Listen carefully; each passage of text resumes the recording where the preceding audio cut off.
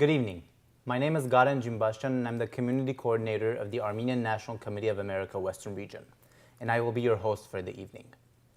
I'm honored to be joined today by a truly remarkable guest, Mr. John Eibner, President of Christian Solidarity International, an organization that has stood at the forefront of humanitarian advocacy and faith-based action for decades. From defending persecuted Christians around the world to speaking out when few others dared, CSI has been a steadfast voice for justice, truth, and compassion.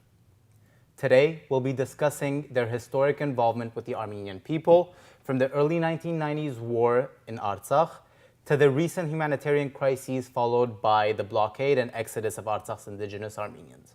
Mr. Eibner, thank you for joining us today. It's an honor to have you. It's a great pleasure to be with you. Thank you. Thank you so much. So let's start from, let's say, the 1990s. CSI was among the first humanitarian organizations to actually bring aid to Artsakh during the 1990s war.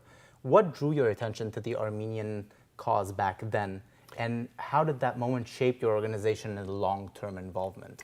Right, well, the origins of our involvement there have to do with the activity of Andrei Sakharov, Elena Bonner, his wife, who were great advocates for Armenia, the Baroness Cox, our good friend, who was a part of that circle with Zori Balian in the late 1980s, early 1990s. And so I became aware of it really through them. I met Baroness Cox, and she shared information. There were certain things I read in the newspaper, but I felt this is something that we must address. It became clear to me that while during the communist time, when the Soviet Union was existing, most human rights organizations in the West dealt primarily with individual prisoners, like Andrei Sakharov, campaigning for their release.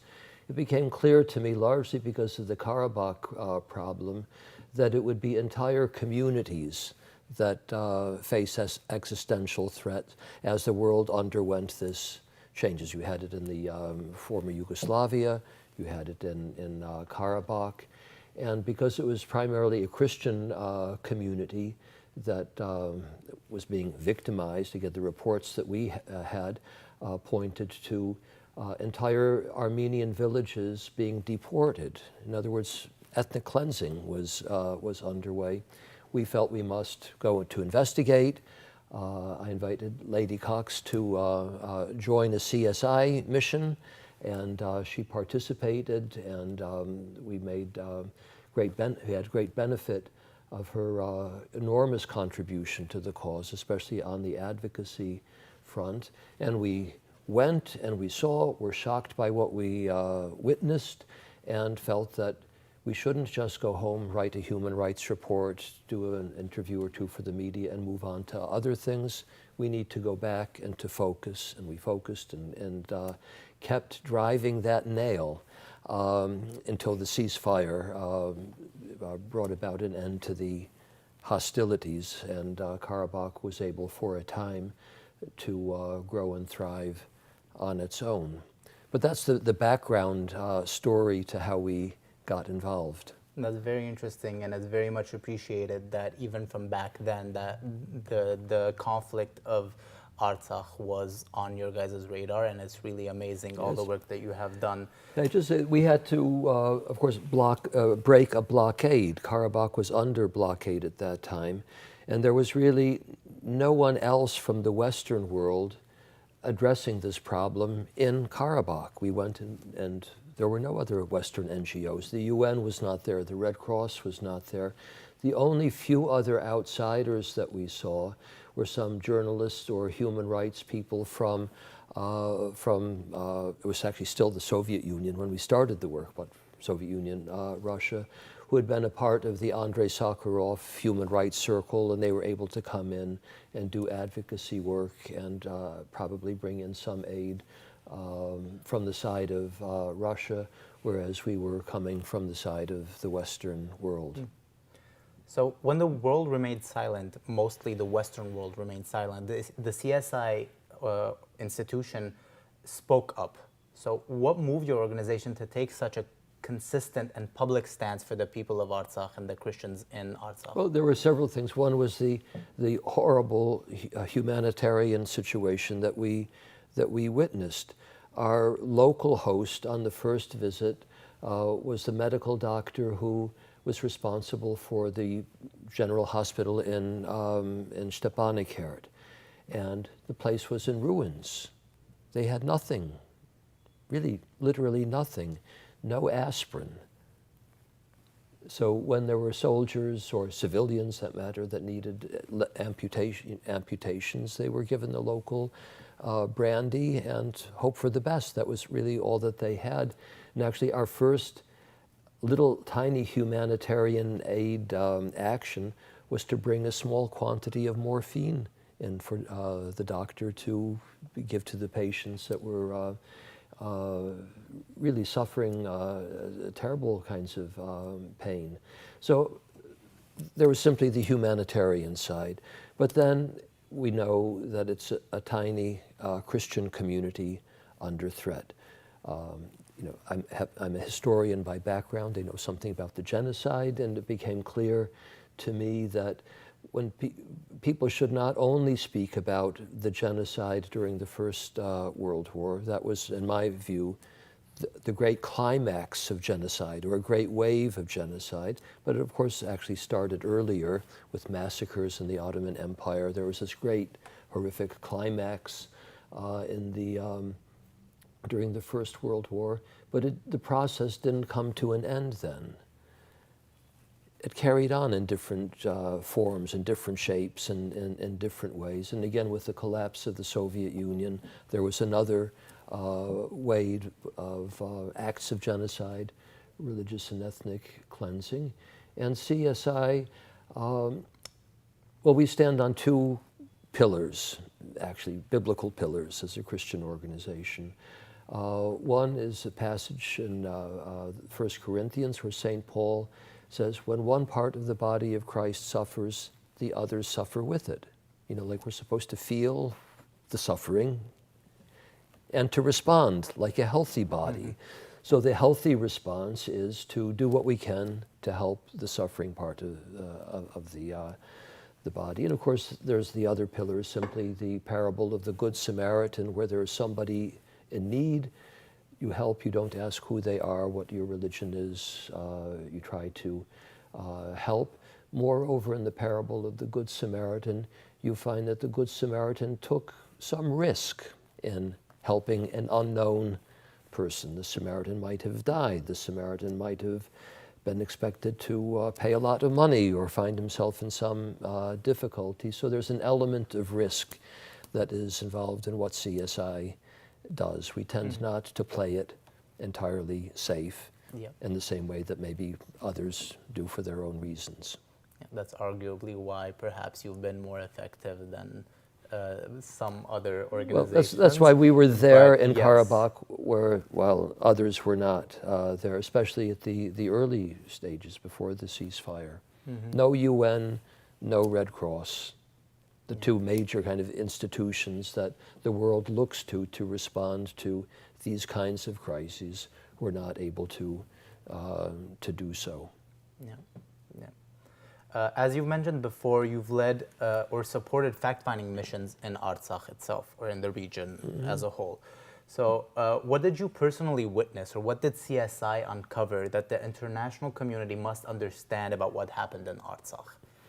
Well, it was really a confirmation of the ethnic cleansing.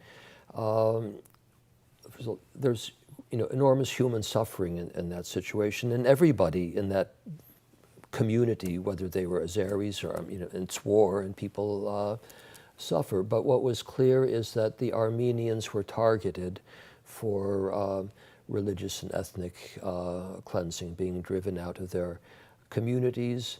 And there were really very barbaric means that were used by the Azerbaijani military to try to drive the Armenians out. I spent time myself underground in cellars while Grud missiles were being fired on Stepanakert from Shusha at that time. Shusha was under Azeri control, and there was this regular heavy bombardment.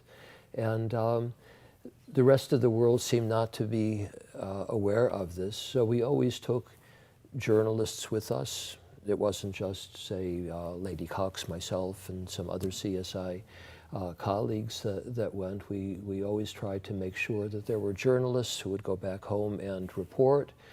We took members of Congress, members of the British Parliament, people who would speak out in the Western world about the crisis. Perfect. So CSI's advocacy reached major institutions like the United Nations. Could you walk us through a specific moment, perhaps at the UN Human Rights Council, where you felt like your voice truly did make a difference and did change something and made an impact? The short answer is no. I think it's almost impossible to make a real impact at the UN Human Rights, now called Council. It was then the Commission. We spoke out, but it would be a little bit misleading to suggest that that kind of advocacy was fundamentally decisive in the outcome of that first war. It was the Armenians that fought. They had friends and supported, and it's, from what I understand, at that time, Russia helped the Armenians be able to control their own territory at the end of the day, and there was a ceasefire. So that's not our doing. However, what we're told by Armenian friends, those that we were with at the time, they tell us that if it weren't for CSI, there would be no Armenians, there would have been no Armenians left in Karabakh. What do they mean? Well, we didn't fight and we weren't providing the things that really secured Karabakh. But the way it was explained to us is that when it could have gone one way or the other, the little bit that CSI provided tipped the balance. And it wasn't so much well, first of all, we were not sending weapons or anything having to do with the military. And it wasn't that there were such huge amounts of humanitarian aid that made the difference. It was that what we did raised morale. Those who were fighting on the front lines in Karabakh in that war didn't feel entirely alone. They knew that there was a voice out there. They knew that there was something, behind them.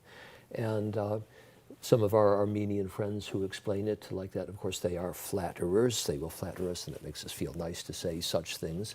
But there is an element of truth to it, that the little that we provided tipped the balance, and that little that we provided was something having more to do with spirit than anything material that we sent into Karabakh in those days.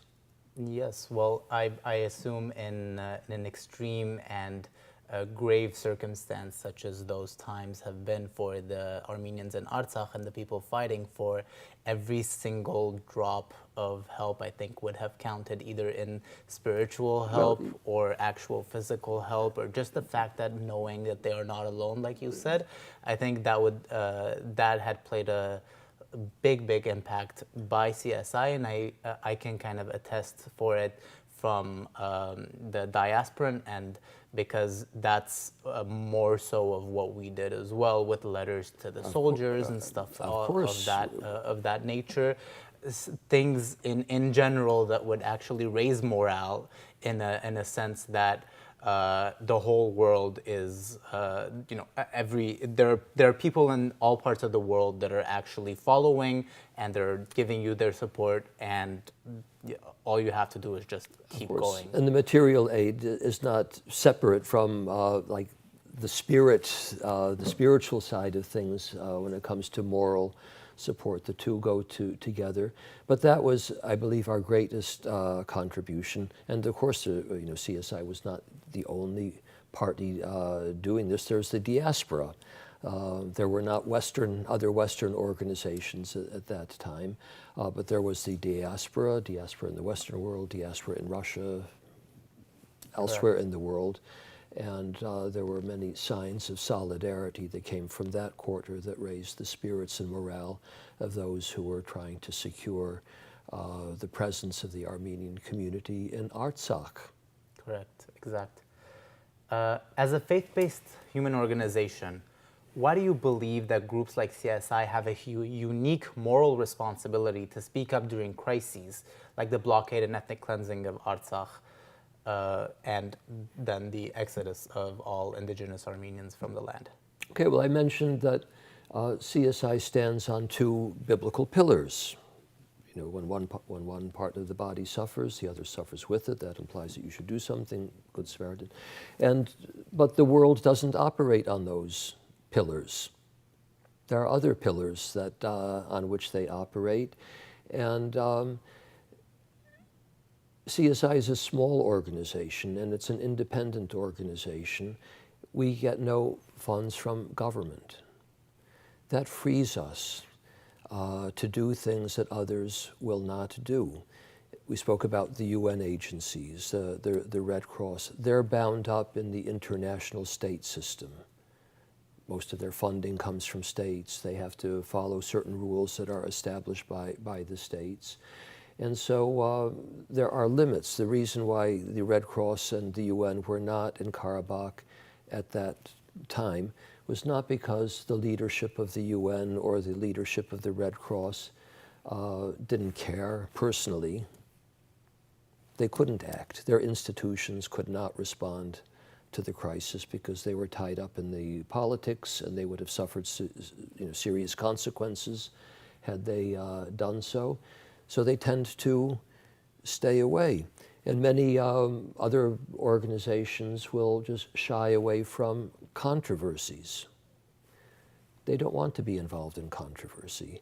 And we got involved in controversies. I mean, we still are involved in controversies over Karabakh and Armenian issues and other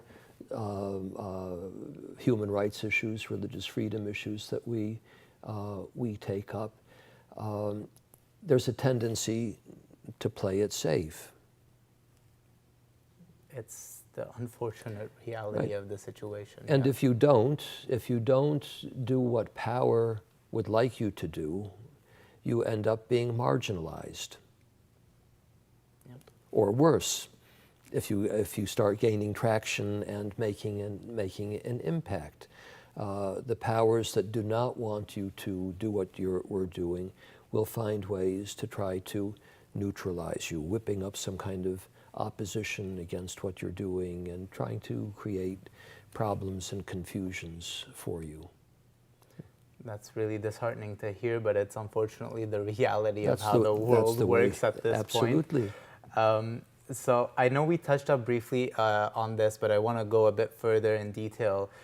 Some critics, because right now, in actual times, are trying to frame that the suffering of Artsakh's Armenians is a political issue. How do you respond to those who minimize this as a geopolitical issue rather than a humanitarian and human rights tragedy? Well, it's both. I mean, there are people suffering. I mean, that's a humanitarian issue. Those that have been ethno-religiously cleansed from Karabakh are in a very difficult situation. There's a humanitarian crisis. Those that have been killed in the war, those who have been maimed in the war, those are humanitarian issues. But then the question is, why? Why is it happening? And the why, there's always a political dimension to it. Why does Azerbaijan do what it does? It's not simply because they like to kill people. There are many people that they can kill, but they've chosen to kill and displace a particular set of people. Why? Well, there's a politics, there's a power struggle going on.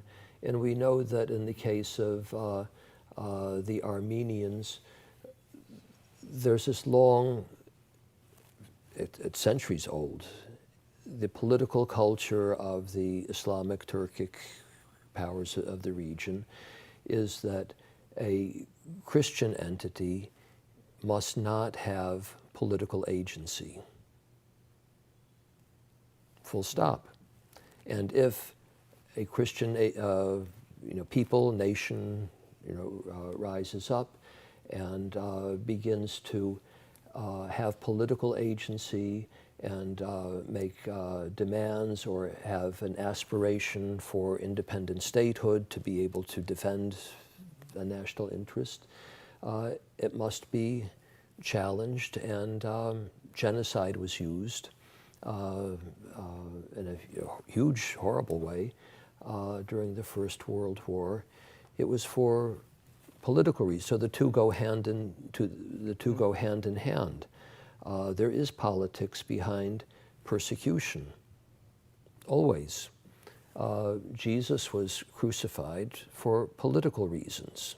He threatened a religious establishment and a secular establishment, and they kind of conspired to get rid of their problem.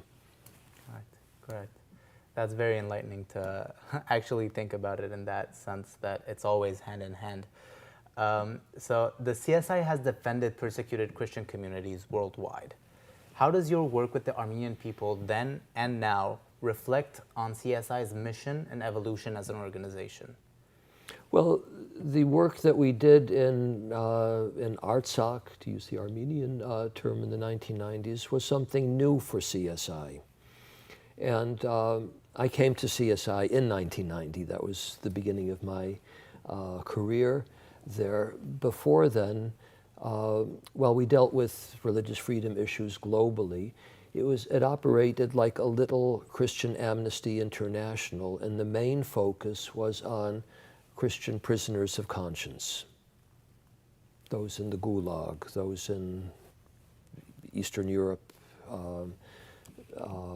oppression that came largely from the communists, and they had their religious prisoners, priests, bishops, dissidents of one sort or another, and CSI campaigned for them, okay? And there were people actually released through the kind of campaigning that we did. And as I mentioned, with the collapse of the Soviet Union, things changed very radically.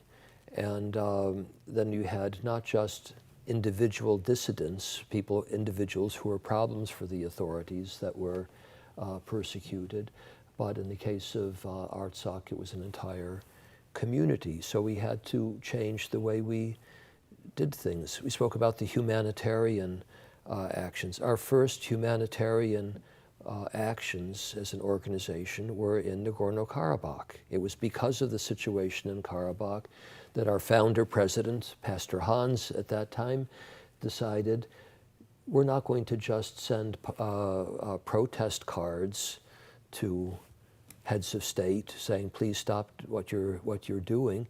We're going to provide material help, as the Good Samaritan did. The Good Samaritan in the Bible just didn't say, look, there's some bad people that beat up an innocent person, shout about it. So we thought, well, why not apply this principle? And it has since then become a very, very big principle of CSI. We, on the one hand, act as advocates for the victims of religious persecution, and where possible, we provide material help to support the victimized communities or those that are threatened.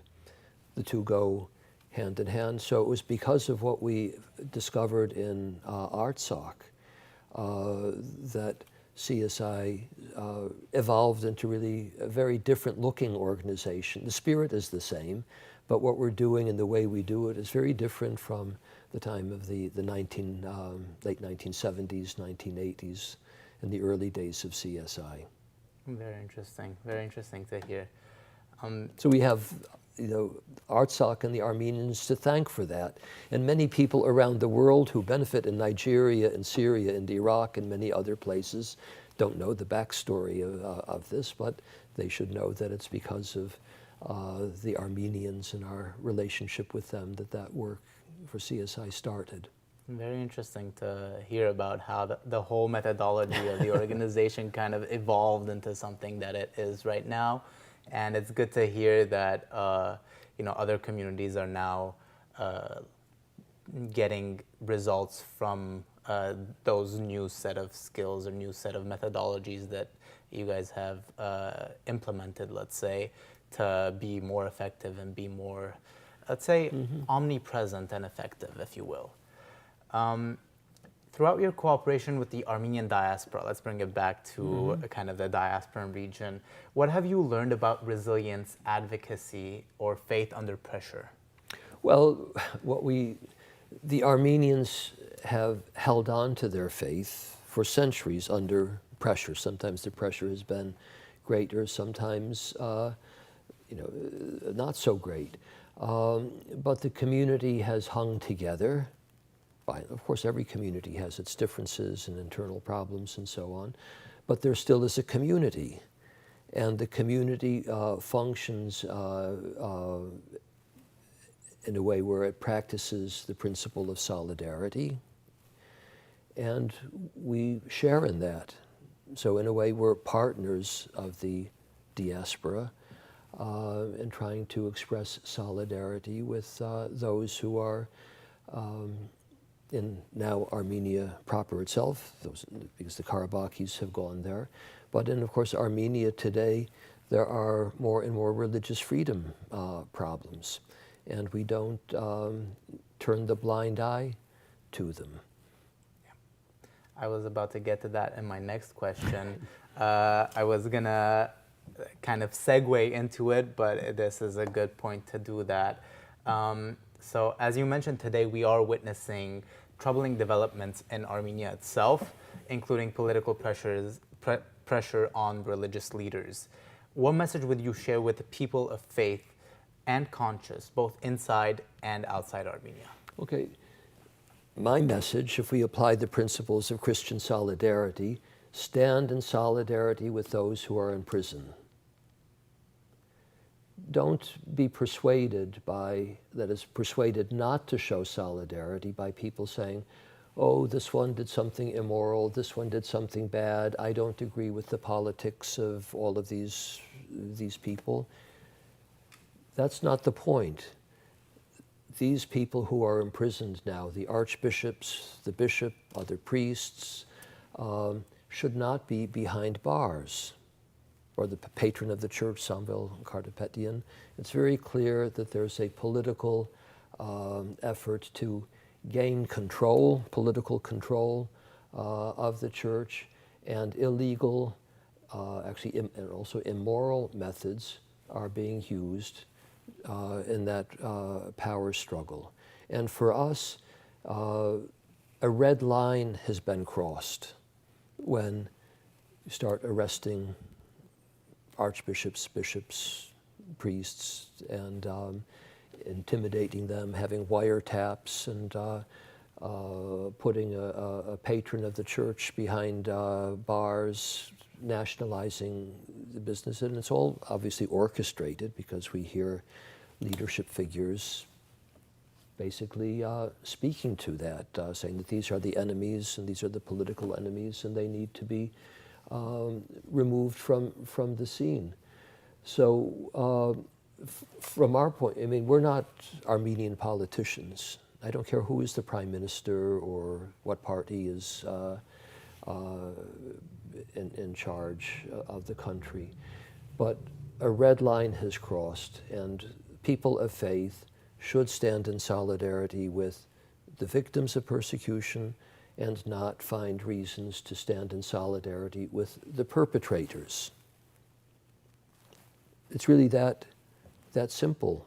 I don't know personally any of those who are behind bars now from the side of the church, but they shouldn't be there. That's not the way to handle a political problem, a dispute between the Catholicos and the prime minister. You don't put these people behind bars and have trumped up charges against them. It's a very ironic thing that that the so-called Russiagate hoax in the United States is really being put to rest. It's kind of been exposed as a hoax, and there's been nothing to it. And now we find a new Russiagate hoax coming from Armenia, that the people whisper, oh, well, they have a connection with Russia and really they should be behind bars or they're dangerous. And things should run really according to the rule of law. If somebody has plotted a coup, there should be evidence and blah, blah, blah. Who are the co-conspirators? None of this has happened. We would say hope and pray that those in the Armenian Apostolic Church, whether they like the Catholicos or they don't like the Catholicos, or they like the politics of the bishops or not, to demand their release and go about politics without using such coercive means. I agree 100%. And for those who are watching and feel compelled to help, how can everyday individuals and communities support CSI's work or join your efforts to advocate for truth and justice in Artsakh and beyond? Well, what people can and should do is pray. That's one thing. To pray regularly, and through regular prayer for the situation, you will be motivated to do more if you're not already doing everything that you can do. So people can go to the CSI website, see what we're doing. They can, of course, make financial contributions to what we are doing, humanitarian work or advocacy work. It obviously helps to be empowered. I cannot do the work that I've done. Lady Cox could not have done the work that she did without support. It's really as simple as that. Even somebody like, as remarkable as the Baroness Cox, a national hero in Armenia, needed CSI, needed people at the grassroots level to provide support. And if that support comes from Armenians, that's fantastic. But I must say, most of the financial support that CSI get comes from simple people of faith. Not the government, not any states, very few major donors. They are people at the grassroots level who pray for the persecuted, who are aware of the situation for the Armenian Christians and want to help, and they are prepared to support financially our efforts. I'm full of admiration for these simple people. These are the people, there are not so many left as there used to be, but these are exactly the kinds of people, Christian people, that provided so much help to the victims of genocide. Like everybody knows, who knows a little bit about Armenian history, what help came to the Armenian victims and where it came from. And that spirit is still alive here and there in the Christian world. It's great to hear, great to hear. And finally, in one sentence, how would you define Christian Solidarity International's commitment to truth in an age of silence and disinformation? Well, Jesus said, I am the way, the truth, and the life. So truth is something actually sacred. And we should deal it as something sacred. If we are convinced that something is true, then we have an obligation to treat it like that and to speak about it, even if it's a bit costly to do so, because it's sacred. We don't play around with truth. That's our attitude towards it. We know that the world has a very different attitude towards truth. Very inspiring and motivating. So, Mr. Eibner, thank you so much for sharing your time, your insights, and your unwavering commitment to truth and justice. What you've described today reminds us that humanitarian work is not about delivering aid only, but it's about restoring dignity, defending life, and reminding the world that silence in the face of suffering is never neutral. It is a choice, and CSI has chosen courage and truth. Your example challenges each of us today to look beyond politics and headlines, to see the human faces behind every crisis, and to act when conscience demands it. The Armenian people have endured displacement, loss, unimaginable hardship, yet through the steadfast partnership of organizations such as Christian Solidarity International, their story continues to be told with honesty and compassion. To our viewers, if your conversation moved you today, let it also move you to act.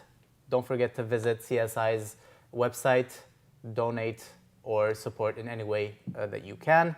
I am Garen Jinbachian, Community Coordinator of the Armenian National Committee of America Western Region, and on behalf of our entire team, thank you for watching.